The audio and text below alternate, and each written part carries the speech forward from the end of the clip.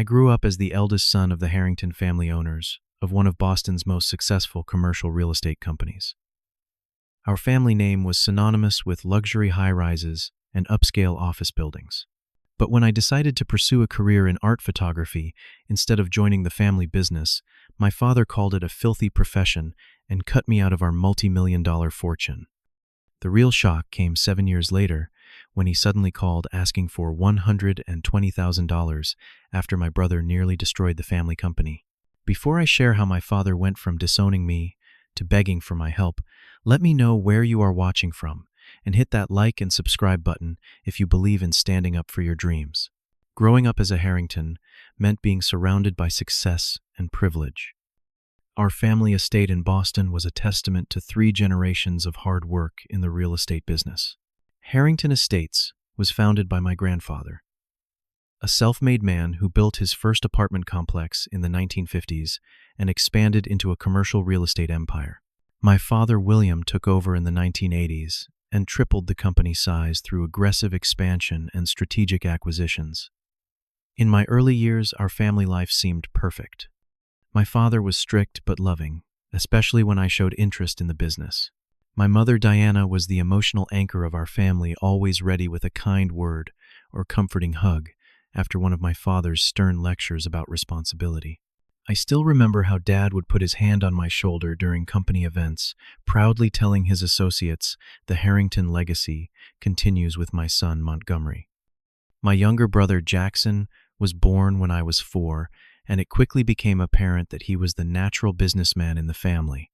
Even as a child, he would count his allowance and negotiate for more chores to earn extra money. Dad loved this about him, often laughing and calling him a born entrepreneur, while I preferred building forts or reading adventure books. Everything changed on my 14th birthday when my Uncle Frank, Mom's brother, who worked as a travel journalist, gave me my first camera. It was nothing fancy, just a basic Canon, but it opened up an entirely new world for me. There was something magical about capturing moments in time, finding beauty in ordinary scenes that others walked past without noticing. When I was behind that viewfinder, I felt a freedom that was absent during the business apprenticeship sessions my father had started scheduling for me on weekends. While my father was grooming me to take over Harrington Estates, I was sneaking away to photograph urban landscapes, street performers, and the contrast between Boston's historic architecture and modern skyscrapers. Mom noticed my passion and secretly encouraged it, occasionally covering for me when I skipped a business seminar to photograph a street festival or sunrise at the harbor. Dad largely dismissed my photography as a temporary hobby, something I would outgrow as I matured and embraced my birthright in the family business. The real conflict emerged during my senior year of high school, when college applications became the main topic at dinner conversations. There was never any question in my father's mind that I would attend Harvard Business School, just as he and my grandfather had done. I applied to several art schools alongside Harvard, but never had the courage to tell him. When the acceptance letters came, including one from the prestigious Rhode Island School of Design, I kept them hidden in my desk drawer. I ultimately gave in to the pressure and enrolled at Harvard, declaring a business major, but filling my electives with every photography and art class I could find. It was in one of these classes that I met Professor Richard Donovan, an accomplished photographer whose work had been featured in National Geographic and the New York Times. He took me under his wing, recognizing something in my work that I hadn't even seen myself. Under his mentorship, my photography improved dramatically. By junior year, I had my first student exhibition on campus. The gallery was packed with fellow students and faculty, but the 2 empty chairs in the front row where my parents were supposed to sit spoke volumes. Mom came later, after Dad had gone to bed, apologizing and explaining that he refused to encourage what he called my distraction from what truly mattered. After graduation, I faced the moment I had been dreading. With my business degree in hand, there was no more delaying the inevitable. I joined Harrington Estates as a junior executive, working directly under my father to learn all aspects of the company. Jackson was still in college studying finance and real estate development, already planning his future role in the company. Those first post-college years were some of the most difficult of my life. I spent my days in meetings about property acquisitions, rental agreements, and investment strategies that left me feeling hollow inside. I would stare out the office window at the vibrant city below my hands, itching to hold a camera instead of signing contracts. My creative spirit was slowly dying in that glass and steel tower, and a mild depression settled over me like a persistent fog. The only thing that kept me going was photography on weekends. I converted a spare bedroom in my apartment into a darkroom and spent hours developing black and white prints. I started building a small reputation locally, having my work featured in local galleries and small publications. These small victories were the only bright spots in an otherwise gloomy existence. Then came an opportunity that would change everything. An editor from National Geographic, who had seen some of my urban landscape work online, reached out with an assignment to document traditional craftsmanship across Southeast Asia. It was a 3-month project that would take me through Vietnam, Cambodia, and Thailand. The timing could not have been worse, as we were in the middle of negotiating a major development deal, but it was the chance of a lifetime for an aspiring photographer. After a week of internal struggle, I scheduled a meeting with my father to discuss my future. I chose a Friday evening when the office was quiet, hoping a private conversation would be more productive. As I entered his corner office overlooking Boston Harbor, I noticed how the setting sun cast long shadows across the room, almost like nature was providing dramatic lighting for the confrontation to come. Dad was reviewing blueprints when I walked in, his reading glasses perched on the end of his nose. He seemed pleased to see me, assuming I wanted to discuss the Anderson property we were considering for redevelopment. I sat down across from him, my heart pounding so hard I was certain he could hear it. "I need to talk to you about my future." I began, my voice steadier than I expected. "I have been offered an opportunity with National Geographic." He looked up, removing his glasses. "Is it a weekend thing?" "Some photography for their website?" he asked, clearly not grasping the magnitude of what I was saying. "No," I replied. "It is a 3-month assignment across Asia, and after that, I want to pursue photography full-time." The silence that followed was deafening. I watched as confusion turned to disbelief and then to anger on his face. His complexion reddened as he stood up, towering over his massive oak desk. "Are you out of your mind?" he bellowed, his voice echoing off the office walls. "You want to throw away everything we have built for 3 generations to take pictures?" I tried explaining how passionate I was about photography, how I had been building a portfolio and making connections in the art world, but he cut me off. "This is not just about you, Montgomery," he shouted. "This business is our legacy. Do you think I worked 80-hour weeks for decades so my son could become some bohemian artist taking pictures of trees and homeless people?" The argument escalated quickly. He called my photography a filthy profession unworthy of the Harrington name. He questioned what kind of life I thought I could provide for a family on an artist's salary. When I mentioned successful photographers like Richard Avedon and Annie Leibovitz, he dismissed them as lucky exceptions. "Photography is not a real career," he said, his voice dripping with disdain. "It is a hobby for bored housewives and college dropouts. No son of mine is going to waste his life on such nonsense." I stood my ground, explaining that I had to follow my passion, that I would rather be happy and less wealthy than miserable with money. This only enraged him further. "If you walk out that door to chase this childish fantasy, do not expect to come back when you fail," he threatened. "And you can forget about your inheritance. I will not fund a life of artistic poverty. My mother tried to mediate when she heard about our fight, pleading with both of us to find middle ground. Maybe you could do both," she suggested to me. "Part-time at the company and photography on the side." To my father, she said, "William, please. He has your determination. Fighting him will only push him away." But neither of us would budge. 2 days later, I packed my belongings and moved to New York City, the center of the art world. My father refused to see me off, locking himself in his study. Jackson looked torn, clearly wanting to support me, but afraid to defy our father. Only my mother came to the train station, tears streaming down her face as she hugged me goodbye. "Please, keep in touch," she whispered. "He will come around eventually. Just give him time." But he did not come around. The first few months in New York were incredibly difficult. I rented a tiny apartment in Brooklyn that was barely bigger than my old bedroom. The bathroom sink doubled as my kitchen sink, and the constant noise from the street made sleep nearly impossible. I took whatever photography gigs I could find, mostly event photography and headshots that paid the bills, but did not fulfill my creative ambitions. Through a connection from Professor Donovan, I managed to land a job as an assistant to Jonah Black, a renowned documentary photographer. The pay was minimal, but the education was priceless. I carried his equipment, set up lighting, and absorbed everything I could about the business side of photography. At night, I would wander the streets of New York, capturing the raw energy and contrast of the city.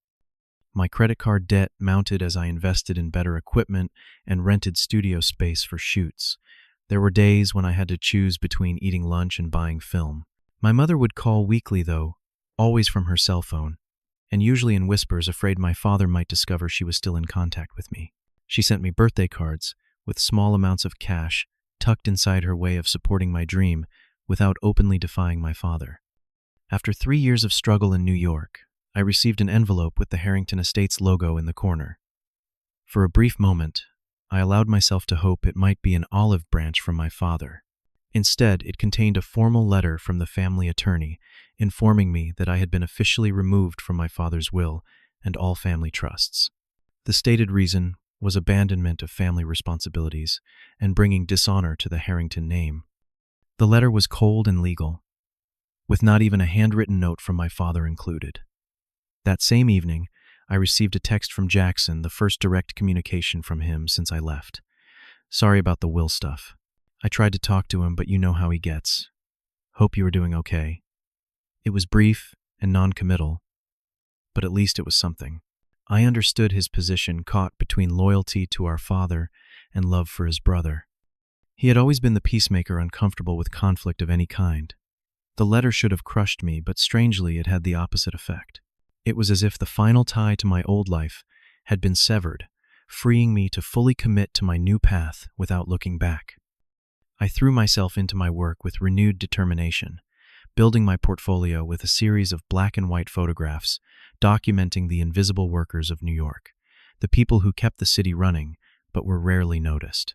My breakthrough finally came in my 4th year in New York.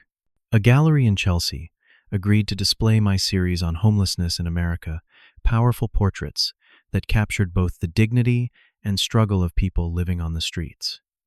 The exhibition received unexpected attention when a prominent art critic from the New York Times wrote a glowing review calling my work haunting and essential. Suddenly, doors began opening. Magazines commissioned photo essays, fashion brands hired me for campaign shoots, and private collectors purchased my fine art prints. My income, which had barely covered rent for years, quadrupled almost overnight. I was able to move out of my cramped Brooklyn apartment into a proper studio in Manhattan where I could both live and work. During this time, I met Sophia, a talented fashion designer, who approached me about shooting her new collection. We connected instantly, both understanding the struggle of building a creative career from nothing.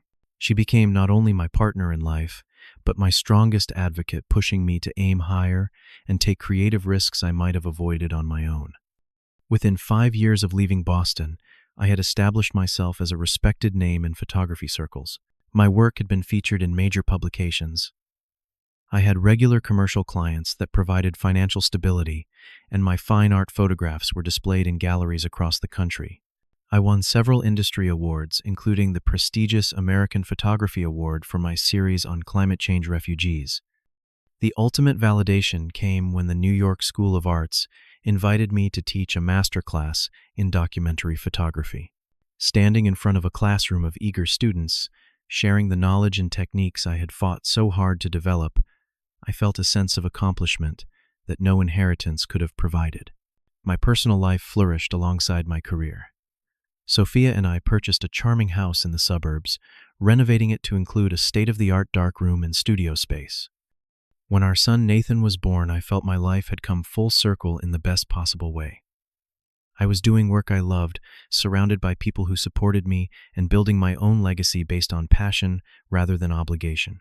I rarely thought about the family fortune anymore.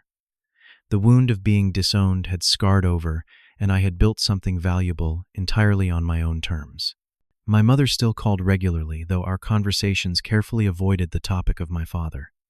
From her brief mentions of the business, I gathered that Jackson had taken my place as the heir apparent, working closely with my father and learning to run the company. Then, on an ordinary Tuesday evening, nearly 7 years after I had left Boston, everything changed again. I was in my home office editing photos when my phone rang with a number I did not recognize. When I answered, the voice on the other end nearly knocked the wind out of me. "Monty, it is Jackson. I need to talk to you." "It is important." My brother sounded exhausted and desperate, nothing like the confident young executive I remembered. We had barely spoken over the years, with only occasional text messages on birthdays and holidays to maintain some semblance of family connection. "What is wrong?" I asked immediately, concerned by his tone. He hesitated before answering. "The business is in trouble, serious trouble. We might lose everything." Over the next hour, Jackson explained the situation. After I left, he had stepped up to become father's right hand, eager to prove himself worthy of the Harrington legacy. For several years, things had gone well, with the company continuing to grow under their leadership. Then, eager to make his own mark, Jackson had convinced our father to invest heavily in a massive mixed-use development project in downtown Boston. The project had seemed promising at first, a bold vision of luxury condominiums, high-end retail, and premium office space. But construction delays, permit issues, and a sudden downturn in the commercial real estate market had turned it into a financial black hole. They had poured millions into the project, taking out loans against other properties to keep it afloat. "Dad had a minor stroke last month," Jackson revealed. "The doctor says it was stress-related.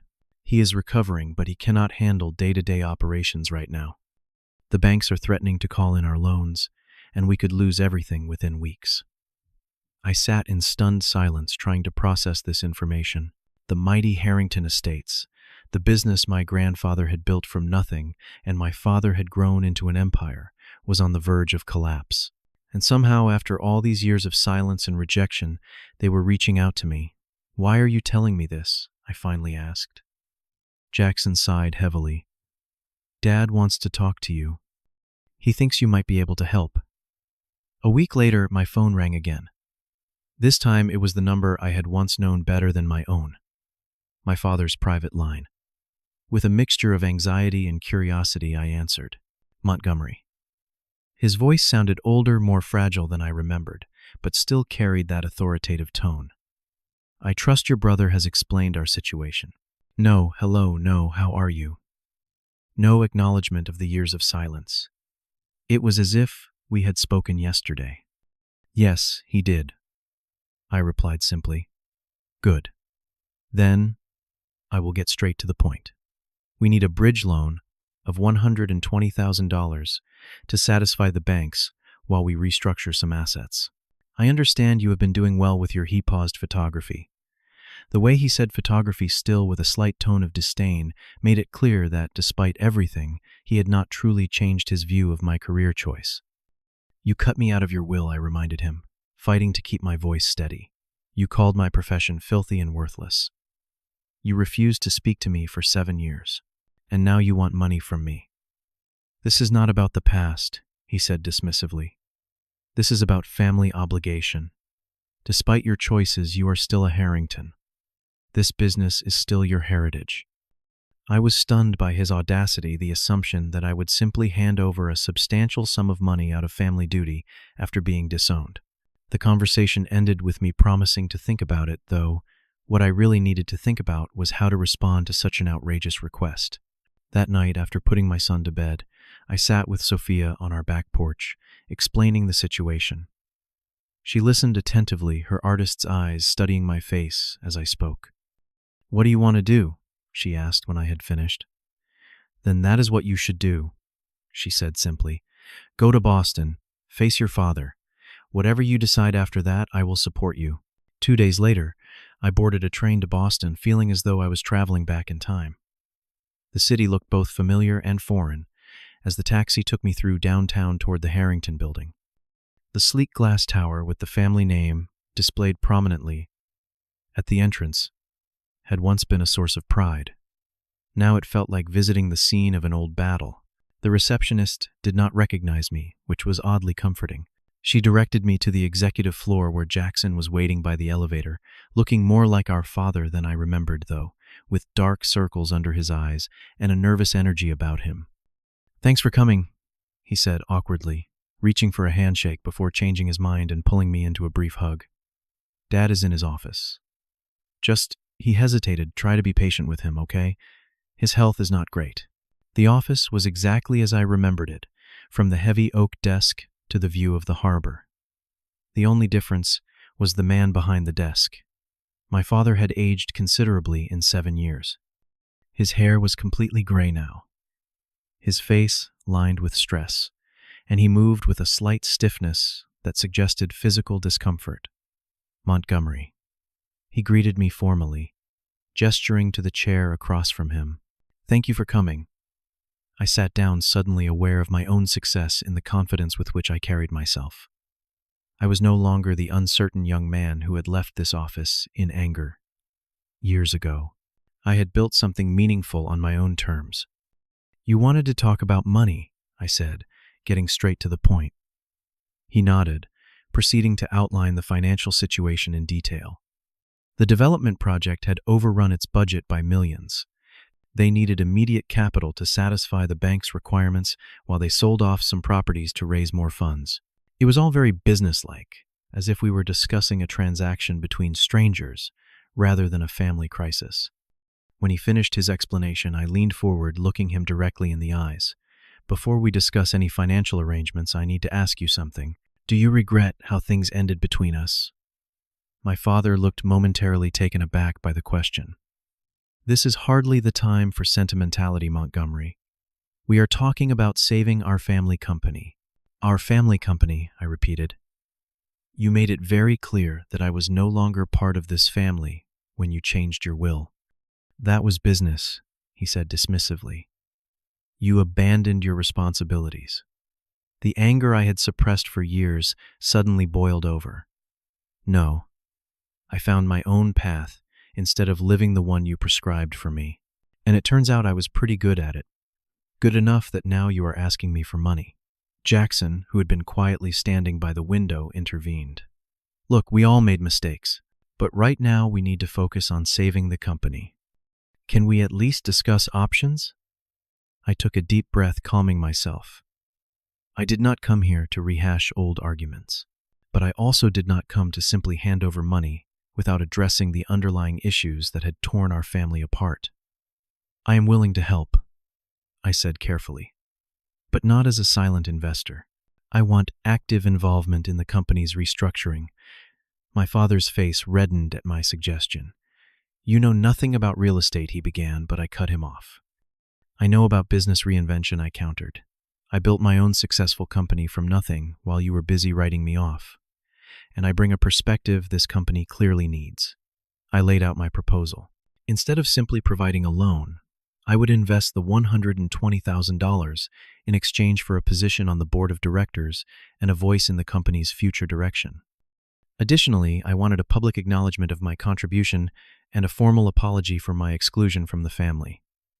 "This is outrageous," my father sputtered. "You want me to give you control of my company because of some hurt feelings." "Not control," I clarified. "Partnership. And not because of hurt feelings, but because I have earned the right to be heard. The old ways of doing business nearly bankrupted this company. Perhaps it is time to consider new approaches." Jackson surprised me by speaking up. "He has a point, Dad. What we have been doing is not working. Maybe we need fresh ideas." My father looked between us, seeming to realize he was outnumbered. "Fine," he said finally. "What exactly did you have in mind?" Over the next several hours, I outlined a vision for transforming Harrington Estates. Instead of competing in the oversaturated luxury condo market, we could convert some of our commercial properties into mixed-use spaces that combined residential, retail, and creative workspaces. I had connections in the art world who could help attract galleries, studios, and creative businesses that would bring new energy and clientele to these developments. My experience in the creative industries had taught me that artists, designers, and digital nomads were looking for unique, flexible spaces that traditional real estate developers were not providing. By positioning Harrington Estates as a pioneer in creative urban development, we could differentiate ourselves in a crowded market and attract a younger, dynamic client base. As I spoke, I could see my father's expression gradually shifting from skepticism to reluctant interest. Jackson was taking notes furiously, occasionally interjecting with questions or building on my ideas. By the time we broke for lunch, the atmosphere in the room had transformed from confrontational to cautiously collaborative. Over sandwiches in the conference room, my father finally addressed the personal aspects of our situation. "Your mother will be pleased to know you are back," he said, not quite meeting my eyes. "She never gave up hope that we would reconcile." "I appreciate that," I responded, "but I need to know that you respect my choices. I am not coming back as the prodigal son dad. I am here as a successful businessman in my own right, offering a partnership." He was quiet for a long moment, staring out the window at the city skyline. "I always believed I knew what was best for you," he finally said. "It is difficult to accept that I might have been wrong." It was not exactly an apology, but from a man like my father, it was a significant concession. Jackson caught my eye across the table and gave a slight nod, his expression conveying both surprise and respect. The next few weeks were a whirlwind of activity. I commuted between New York and Boston, working with Jackson and a team of advisors to restructure the company's finances and develop a new business strategy. My father, still recovering from his health scare, gradually ceded more control to us, though he remained involved in major decisions. My mother wept with joy the first time I came to dinner at the family home, holding on to me as if afraid I might disappear again. Later that evening, she confessed that she had secretly followed my career through art magazines and online articles, creating a scrapbook of my achievements that she kept hidden in her reading room. The company transformation was not without challenges. Some longtime employees resisted the new direction, and certain investors were skeptical of our creative space concept. But when our first converted property, a former textile warehouse, turned into artist studios and boutique retail leased out completely within 2 months, the skepticism began to fade.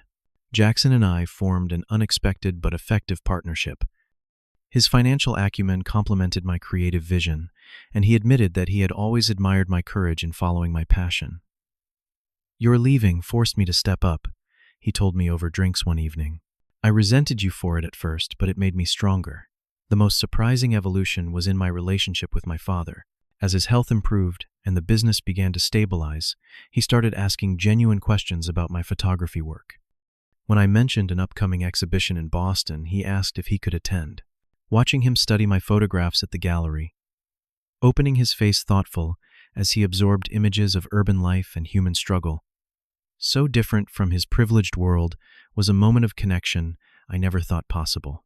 2 years after that desperate phone call, Harrington Estates had not only avoided bankruptcy, but was thriving with its new business model. The company became known for innovative developments that brought together traditional businesses, creative enterprises, and comfortable living spaces. Industry publications featured our projects as examples of the future of urban development. I maintained my photography career while taking an active role in the family business, finding that the two worlds informed and enriched each other in unexpected ways. My experiences in diverse communities gave me insights into urban needs that most developers missed, while the business skills I honed at Harrington gave me tools to better manage my creative enterprise. My father formally amended his will, restoring my place in the family legacy alongside Jackson.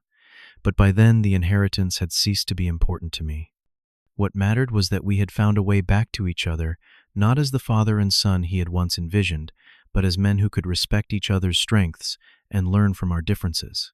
When my son Nathan turned 5, my father gifted him a small camera, much to everyone's surprise. "It is important to encourage curiosity," he said, ruffling the boy's hair. "Who knows where it might lead? Life is full of unexpected turns." 7 years ago, I walked away from a fortune to follow my passion, believing I was choosing between financial security and personal fulfillment.